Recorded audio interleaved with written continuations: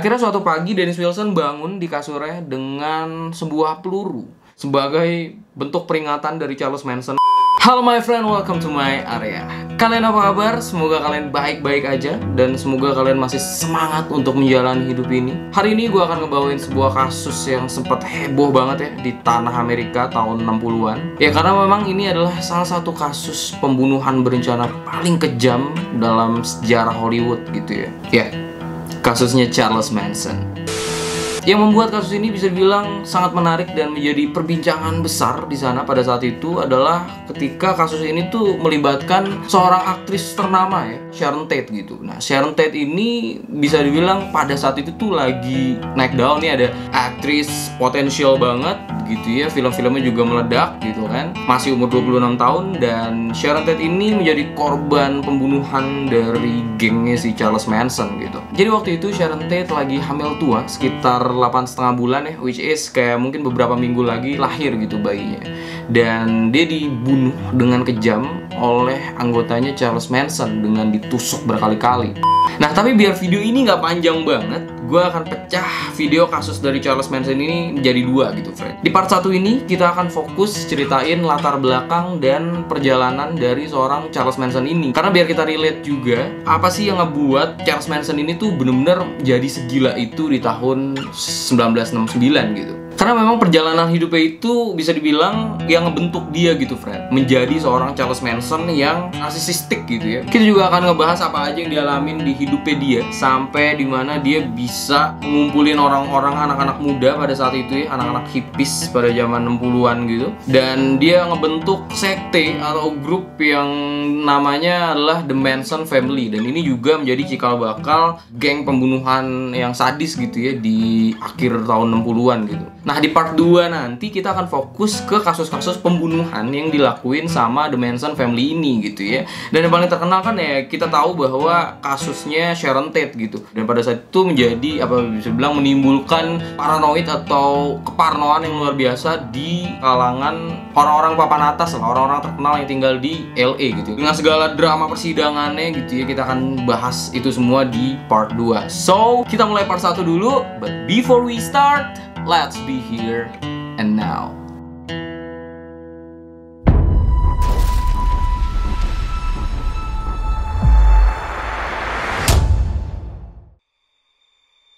Charles Miles Manson lahir pada 12 November 1934 di Ohio, Amerika, dari ibunya yang bernama Kathleen Maddox. Sedangkan ayah biologisnya, ayah kandungnya dari Manson ini itu nggak pernah diketahuin secara pasti gitu, friend. Itu semua karena katanya sih ya ibunya hamil di luar nikah dan lain sebagainya ya. Pada saat itu juga masih muda juga ibunya. So, dia juga nggak pernah yang namanya ketemu sama ayah kandungnya gitu. Anyway, gue akan sering-sering ngeliat transkrip ya, karena memang ini selain risetnya panjang juga, ini butuh data yang konkret juga. Oke, biar on point, biar nggak kemana-mana dan salah-salah sebut, gue akan sering-sering melihat yang namanya transkrip yang ada di depan gue ini gitu ya. So, Manson ini dari kecil dirawat sama bibinya, friend. Karena pada tahun 1939, ibunya terjerat kasus kriminal dan masuk penjara selama 5 tahun karena tindakan kriminal yang dilakuin kayak rampok pom bensin dalam keadaan mabuk. Nah, jadi kalian bisa bayangin gimana kondisi mentalnya si Manson ini dari kecil memang udah dipaksa untuk ngelihat situasi keluarganya yang berantakan gitu ya. Nah, di tahun 1947 ketika ibunya keluar dari penjara, ibu Manson ini bilang ke negara gitu ya bahwa dia tuh nggak sanggup atau nggak mampu buat ngerawat anaknya gitu. Akhirnya anaknya ini dibawa sama negara ke salah satu sekolahan yang disediakan negara, memang dikhususkan untuk anak laki-laki yang orang tuanya tuh nggak mampu gitu, friend. Dan sekolahan ketat ini bernama Gebold Home for Boys di Terre Haute, Indiana. Nah di sini dia jadi korban bullying sama teman-temannya. Masuk sekolah tuh ya malah hancur gitu ya, tambah hancur mentalnya gitu karena lingkungannya juga memang bisa bilang nggak sehat gitu. Akhirnya dia nggak betah di sekolah itu dan dia kabur, dia pulang ke rumahnya gitu. Sampai ke rumahnya, ibunya malah ngebawa dia lagi ke sekolah itu gitu, friend. Bukannya malah ya udah deh kamu tinggal di sini, tapi malah ya udah kamu tetap harus di sana gitu. Ya kasian juga gitu. Akhirnya dia kabur lagi nih untuk kedua kali. Tapi kali ini dia nggak kabur ke rumah, dia kabur ke jalanan gitu. Dan ketika dia kabur ke jalanan ini, dia ketemu sama orang-orang jalanan yang ada di Indianapolis dan dia bergaul sama mereka. Dan di sini bisa dibilang titik balik hidupnya juga ya. Yang tadinya dia juga mau hidup normal gitu ya, tapi ketika dia dipaksa untuk tinggal di jalanan, akhirnya dia mengenal sama yang namanya kehidupan kriminal gitu, friend. Di usianya yang 13 tahun, dia ini udah mulai belajar ngerampok dan melakukan tindakan kriminal kayak pencurian di warung-warung dan semacamnya gitu, friend. Akhirnya waktu ketangkap, karena dia masih di bawah umur dan nggak bisa diadili secara hukum juga, akhirnya dia dibawa nih ke sekolahan gitu. Nah, sekolahan ini tuh lebih parah gitu. Bisa dibilang ya lebih ketat gitu ya. Dan sekolah ini juga disediain sama negara. Di sana dia mengaku telah dilecehin secara seksual sama senior-seniornya dan dia juga dipukulin nih sama senior-seniornya. Pokoknya keras juga hidup di sekolah itu. Katanya juga dia sempat ngelawan dan lain sebagainya. Akhirnya dia juga kabur lagi karena nggak betah. Sampai dia berhasil dapetin yang namanya sebuah pistol, friend. Jadi waktu itu dia ngerampok toko senjata gitu ya. Dan dia dapat pistol, dapat shotgun gitu-gitu. Dan dengan senjata itulah dia mulai ngerampok mobil di Peoria, Illinois. Lu bayangin, umur 13 tahun udah berani megang senjata dan ngerampok mobil. Tahun 1951, akhirnya dia ditangkap karena sebuah kasus pencurian mobil. Dan dia ditahan di penjara sekitar Washington, D.C.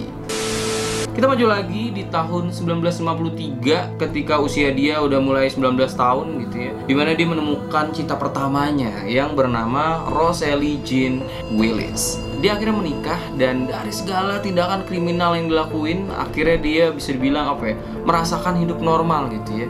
Punya istri dan ya udah mau hidup lurus-lurus aja gitu kan.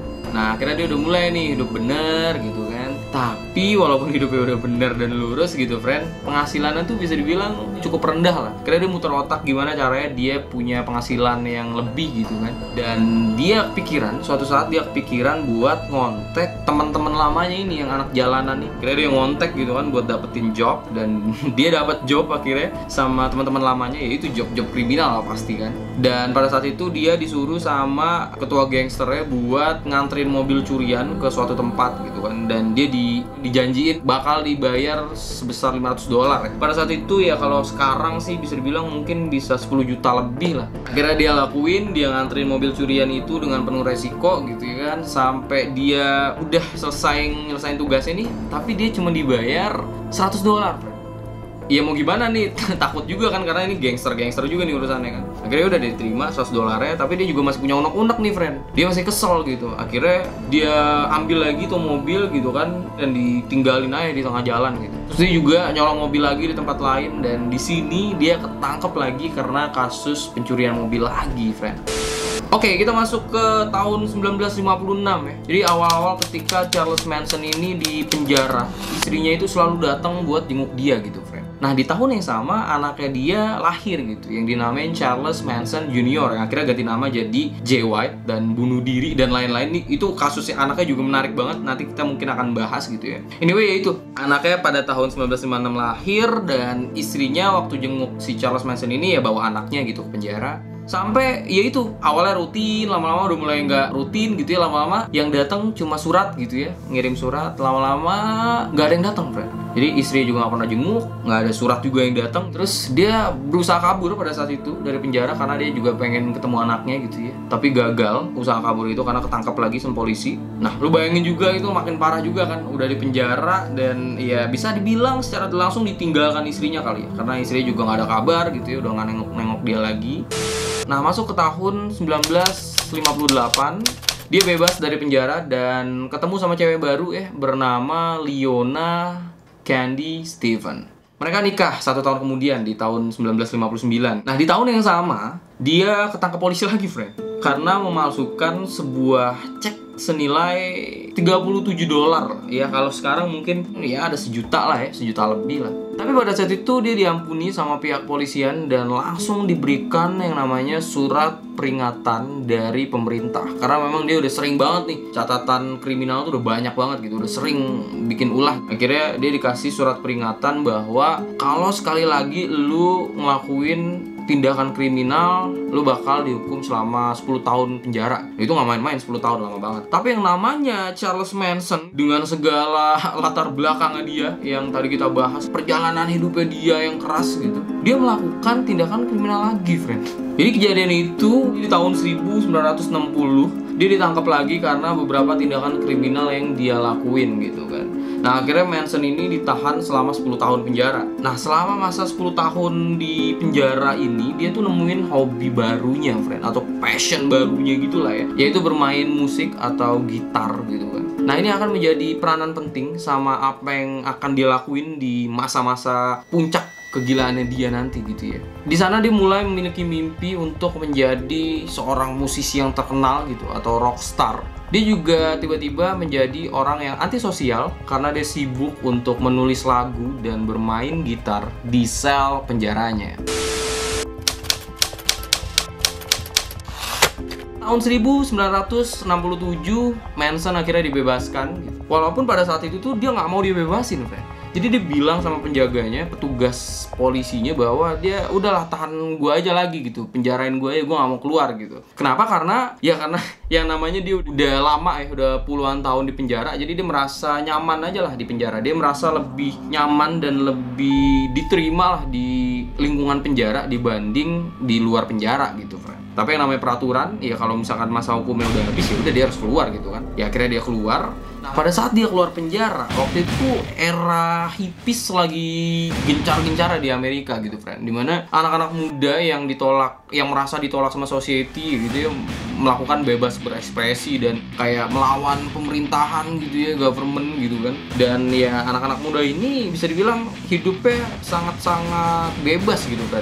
Mereka melakukan seks bebas gitu kan, pakai yang namanya obat-obatan terlarang gitu kan. Dan ya kalian tahu bahwa era ini bisa dibilang cocok banget sama seorang Charles Manson gitu. Jadi ketika dia keluar dari penjara, dia merasa oke, ini lingkungan yang cocok buat gue gitu. Ya akhirnya si Charles Manson ini ngeblend lah sama orang-orang hippies pada tahun 60-an ini yang ada di Amerika. Ya, di situ dia mulai tuh yang namanya ngerekrut orang-orang atau anak-anak muda hippies buat jadi pengikutnya dia gitu, friend. Dan kebetulan juga kemampuan ngomongnya tuh memang dia pinter banget, berkarismatik juga gitu kan. Dia orang yang kalau ngomong tuh gampang dipercaya lah sama orang gitu, karena dia juga ternyata belajar psikologi dan lain-lain di penjara gitu, makanya dia pinter ngomong, friend.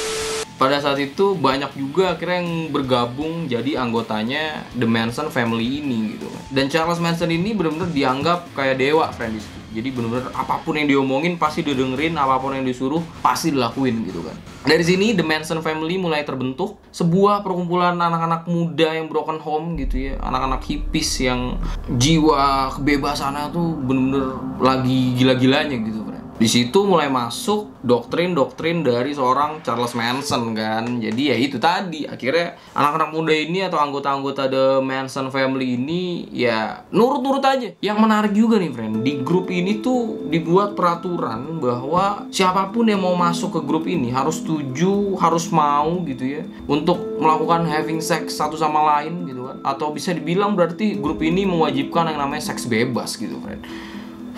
Wow.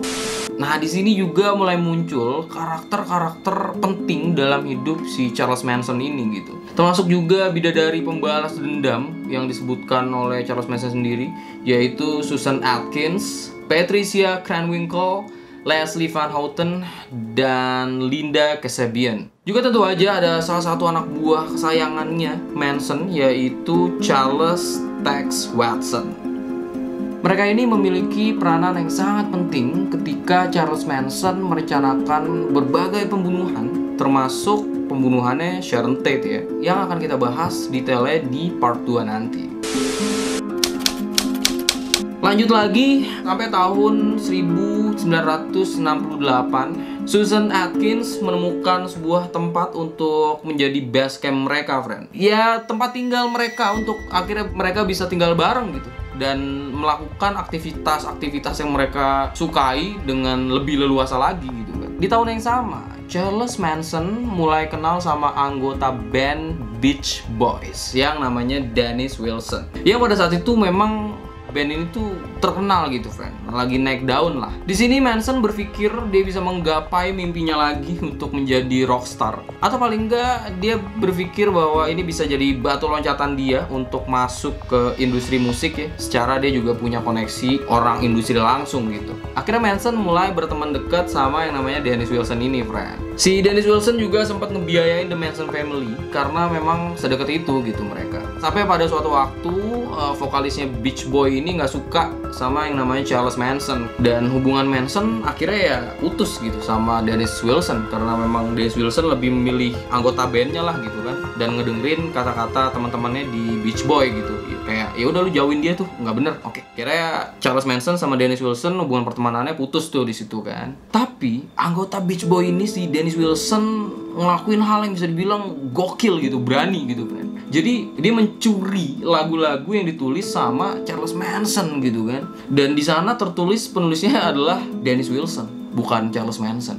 Sakit hati dong si Charles Manson. Akhirnya suatu pagi Dennis Wilson bangun di kasurnya dengan sebuah peluru sebagai bentuk peringatan dari Charles Manson karena dia udah mencuri lagu-lagunya.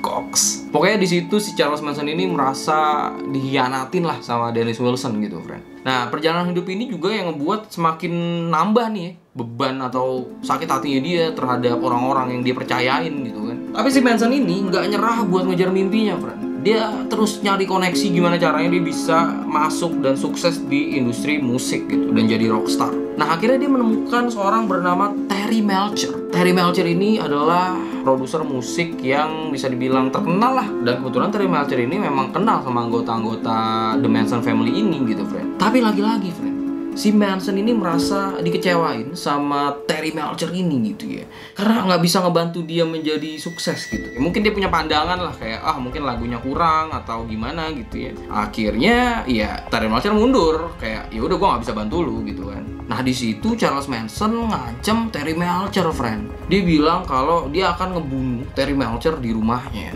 Di situ takut dong Terry Melcher, langsung lah si Terry Melcher ini produser musik pindah dari rumahnya itu, karena kan Charles Manson udah tahu nih rumahnya dia gitu kan, dia takut juga nih dibunuh. Dia pindah dan disewain sama keluarga Roman Polanski, sutradara terkenal juga pada saat itu, sampai sekarang juga kan. Ini awal mulanya. Jadi Roman Polanski ini adalah suami dari Sharon Tate. Nah, di sini kita akan mulai masuk ke kasus pembunuhannya Sharon Tate, friend. Tapi anyway, karena kita akan bahas kasus itu di part 2, untuk menutup part 1 ini, intinya ya dari perjalanan hidup dan latar belakang seorang Charles Manson, dia menerima banyak kepahitan gitu, friend, yang membuat ya dia menjadi segila itu gitu kan. Jadi kayak bisa dibilang dampak dari lingkungan masa kecil, perjalanan hidup seseorang gitu ya, latar belakang seseorang itu memang sangat berpengaruh banget sama orang itu ya gitu. Dan itu semua kan yang ngebentuk seorang Charles Manson jadi super narsisistik dan segokil itu gitu, yang akan kita bahas di part 2 nanti gitu kan. Puluhan tahun di penjara, dikhianatin istrinya, temennya, dan lain sebagainya, orang-orang yang dia percaya tadinya dan benar-benar ninggalin dia gitu. Bahkan ketika dia punya secerca harapan di hidupnya untuk menjadi rockstar atau musisi terkenal gitu kan, di situ juga dia dikecewain sama orang yang dia percaya gitu. Itu kan udah pukulan terbesar di dalam hidupnya juga gitu kan. Nah, itulah mungkin puncak dari kemarahan Charles Manson ketika dia gagal masuk ke industri musik, friend. Anyway, buat bridging ke part 2, kira si Charles Manson ini mengatur strategi untuk menyuruh anggota-anggotanya yang loyal sama dia untuk melakukan pembunuhan yang keji gitu di rumah si Sharon Tate, yang dia kira ini masih menjadi rumah Terry Melcher gitu, friend. Gimana cerita detail pembunuhannya? See you in part 2.